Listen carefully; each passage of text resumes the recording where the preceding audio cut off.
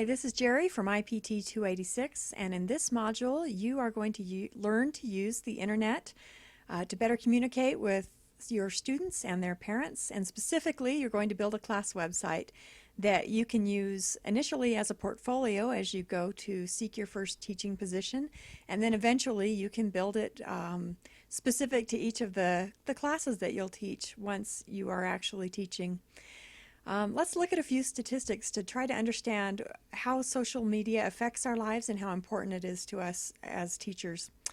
The first one there in blue says social media isn't a fad, it's a fundamental shift in the way we communicate. And I think that's very true.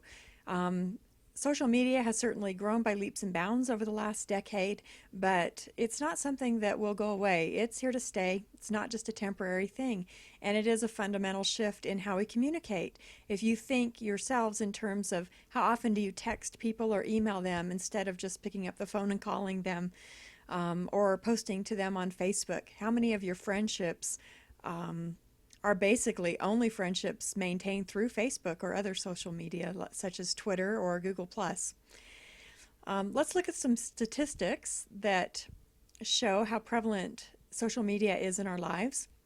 Those are the ones in red here. The first one says 96% of millennials, that's you guys, that's that younger generation that's coming up of young adults and your high school and junior high students. 96% of you guys have joined a social network. That's almost everybody.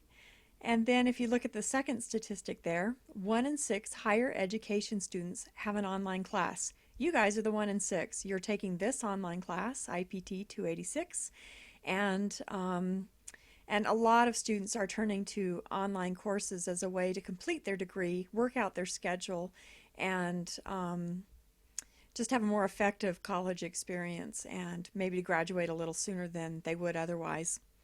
A lot more high school students are taking online classes to do the same thing, whether it's because they want to be involved in a lot more extracurricular activities, or whether they've fallen a little behind and need to take online courses during the summer.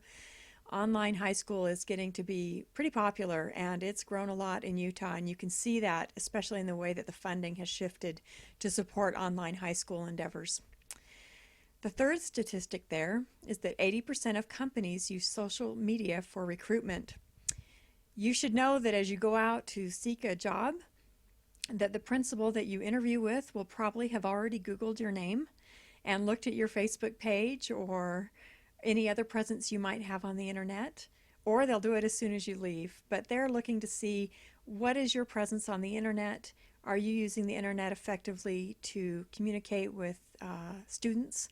How do you use it professionally? And can they count on you to maintain a professional self when you are out on the internet?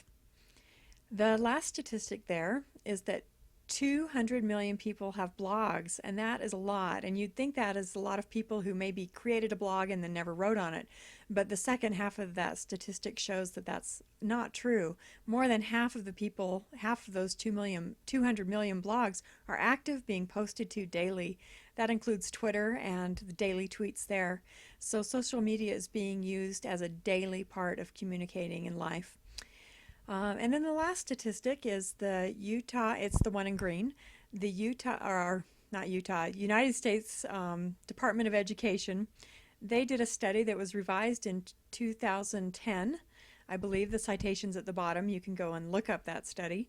But that study showed that online students outperform face-to-face, and then blended students, meaning a combination of online learning and face-to-face learning, those students outperform both online students and face-to-face students.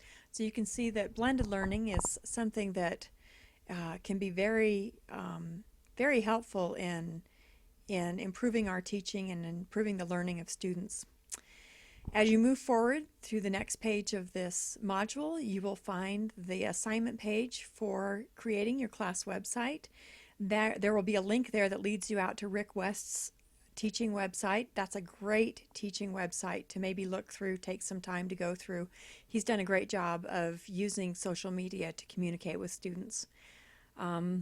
But the assignment page will be there, and it will detail out what you need to do to complete that assignment, and we wish you luck in getting that done.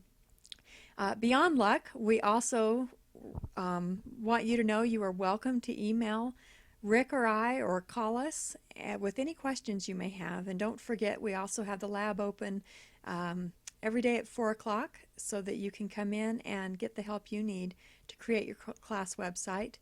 We respond pretty quick, and we're happy to help. Good luck.